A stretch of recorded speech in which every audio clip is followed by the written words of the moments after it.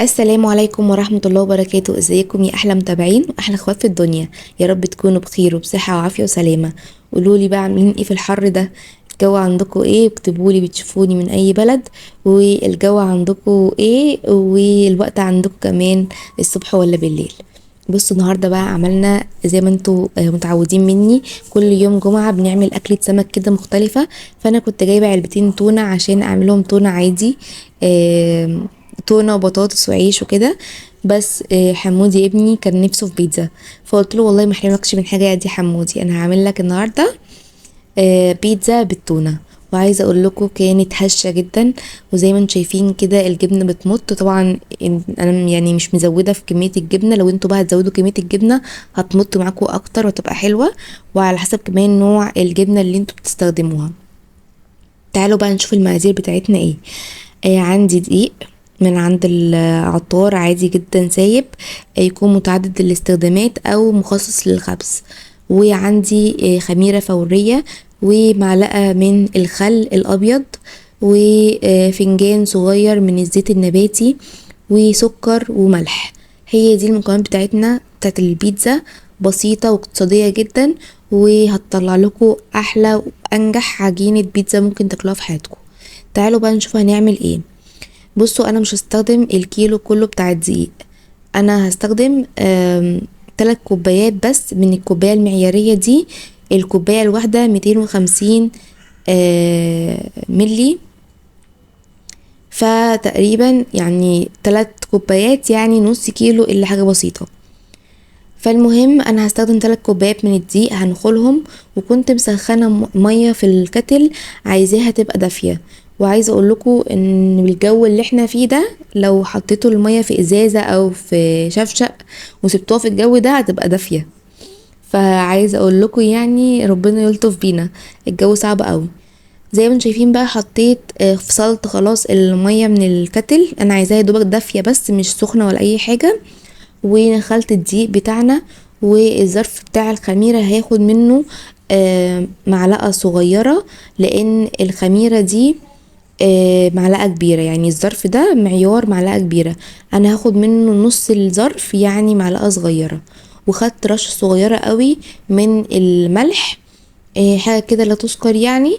وهاخد كمان معلقة كبيرة من السكر، ومعلقة كبيرة من الخل الابيض، والفنجان بتاع الزيت ده. زي ما انتم شايفين كده انا بحط كل المكونات، بس الاول حطيت المكونات الجافه كلها مع بعض وقلبتها، وبعد كده هنزل بالمكونات اللي هي السايله اللي هو الخل والزيت، واقلب بعد كده كل المكونات مع بعضها، وانزل بقى بالميه تدريجي. انا ما اقدرش اقولك انت هتستخدمي قد ايه ميه ولا قد ايه دقيق. شوفي انت عايز تعملي قد ايه كميه بيتزا يعني دقيق، وعلى اساسها تزودي المية تدريجي.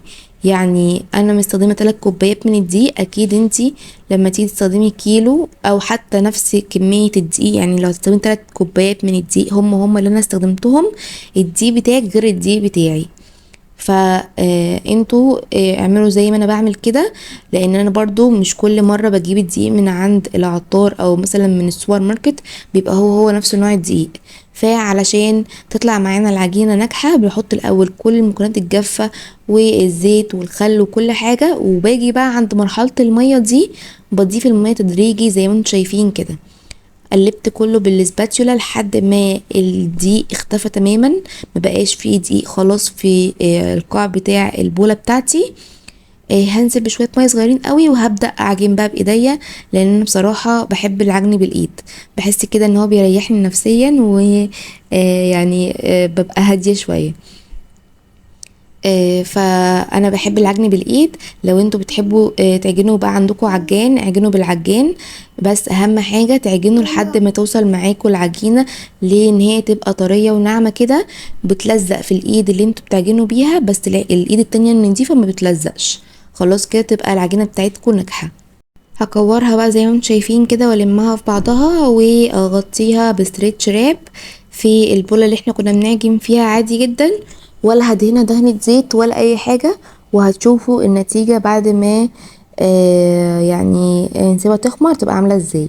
هغطيها بستريتش راب، وعايزة اقول لكم في الجو الحر ده ما عدتش بالظبط ربع ساعة كانت خمرانة وما شاء الله مرتفعة جدا. غمضوا عينيكوا بقى وافتحوها وهتشوفوا النتيجة عاملة ازاي. غمضتوا، افتحوا بقى اهي، بصوا ما شاء الله اللهم بارك. خمرت قوي، وما عدتش بالظبط ربع ساعة كانت خمرت وارتفعت بالمنظر اللي انتوا شايفينه ده. خلاص بقى ايه، هشيل طبقة الاسترتش راب اللي احنا حاطينها دي، وهلم بقى العجينة بتاعتي علشان اطلع منها الهواء زي ما انتوا شايفين كده. صليتوا بقى على النبي ولا لسه؟ اللهم صل وسلم وبارك على سيدنا محمد وعلى اله واصحابه اجمعين. انزلوا بقى بسرعه في التعليقات، صلوا على النبي واعملوا لايك لو لسه ما عملتوش لايك.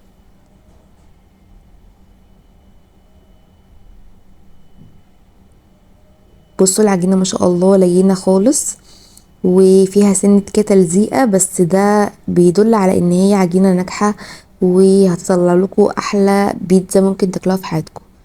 جبت بقى الصواني بتاعتي اللي انا هعمل فيها البيتزا، وجبت التونة، تونة عادية جدا معلبة، صفيتها من المية اللي هي بتاعت الحفظ بتاعتها، وفتتها كده زي ما انتم شايفين، وزيتون وصوص البيتزا عملناه في اكتر من فيديو، فلو عايزين تعرفوا ازاي بنعمله ارجعوا للفيديوهات اللي قبل كده. فانا كان عندي بصراحه جاهز في الفريزر، فطلعته فك يا دوبك واستخدمته على طول. وجبنه موتزاريلا وجبنه ميكس جبن. اهم حاجه بس تستخدموا جبنه موتزاريلا تكون كويسه علشان تسيح، يعني ما تكونش ناشفه معاكم. وشغلت الفرن بتاعي بقى على درجه حراره 250، وسبت الفرن بتاعي يسخن عقبال ما افرد البيتزا بتاعتي. بصوا بقى العجينه من كتر ما هي طريه وناجحه، بصوا بتتفرد معايا في الصينيه بمنتهى السهوله، مفيش اسهل من كده ولا احلى من كده.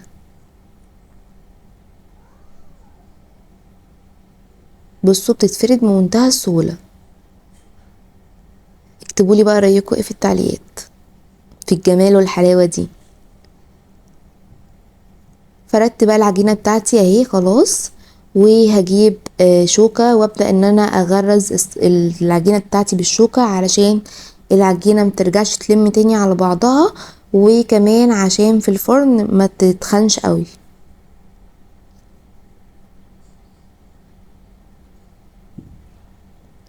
خلاص كده اهو، جبت بقى الصوص بتاع البيتزا بتاعي وحطيته على العجينه بعد ما غرستها بالشوكه كده من كل حته.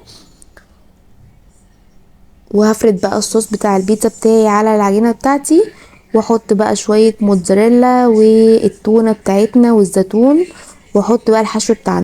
لو انتوا بقى عايزين تحطوا اي حشو تاني مش مشكله، يعني الحشوه دي الاختيار بتاعكم زي ما انتوا عايزين. ممكن تعملوها جبنه بس او ميكس جبن بس، ممكن تعملوها يعني بواقي التلاجة عندكم، المتوفر عندكم، يعني مش شرط ان انتوا تجيبوا حاجه يعني وتكلفوا نفسكم.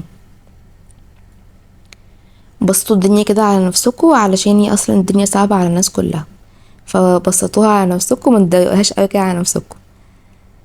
آه بصوا بقى خلاص اهو، حطيت التونة، هحط الزيتون بقى وهحط الجبن، وكده خلاص البيتزا بتاعتي بقت جاهزة.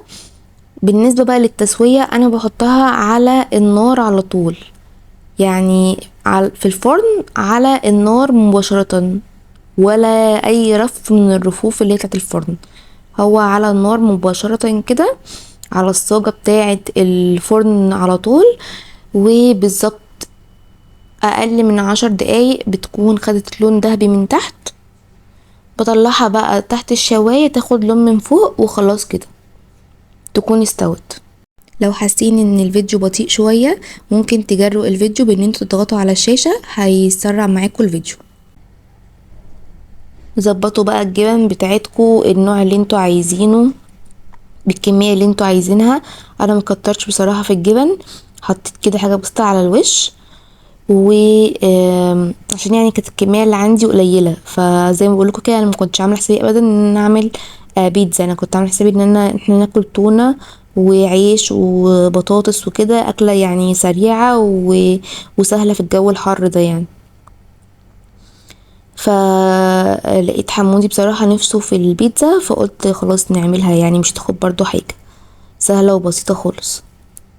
زي ما انتم شايفين كده خلصت كل الكمية اللي عندي بنفس الطريقة، كله بنفس الطريقة. بحط العجينة بفردها بمنتهى السهولة، وبعدين الصوص، بعد كده التونة، بعد كده الزيتون، بعد كده الجبن بتاعتي اللي عندي، وخلاص كده بدخل اللي يطلع من الفرن احط اللي بعديه. وكان الموضوع ما خدش مني ربع ساعة وكان خلص، يعني كل الكلام ده ما خدش مني بالظبط ربع ساعة كنت مخلصة الاكل كله. بصوا بقى البيتزا بعد ما خرجت من الفرن جميلة قوي، ومن تحت لونها ذهبي زي ما انتوا هتشوفوا دلوقتي. بصوا من تحت ذهبي، جميلة ما شاء الله. واحنا بنحبها ما تكونش تخينة، بنحب العجينة نفسها تكون رفيعة. لو انتوا بقى عايزين العجينة بتاعتكم تكون تخينة فهتزودوا كمية العجين شوية. وبالمخرطة بقى بتاعتي وبدأت ان انا اقطع البيتزا لمثلثات كده زي ما انتوا شايفين، شغل عالي يعني مش اي حاجة. وده كان شكل اول بيتزا عملناها اللي هي حجمها الكبير، وكان شكلها بصوا من تحت لونها ذهبي، ومن فوق واخده بقى اللون الحلو ده، والعجينه بصوا رفيعه وجميله وهشه وطريه جدا، يعني بصوا طريه جدا. والموتزاريلا بصوا بتشد ازاي، حاجه كده شغل عالي. دي كانت اول بيتزا خرجناها من الفرن، والباقي برضو هنخرجه بنفس الطريقة. لو عجبكم بقى الفيديو ما تنسوش السبسكرايب واللايك والشير، وقولوا لي رأيكم ايه في التعليقات، هستنى رأيكم في التعليقات.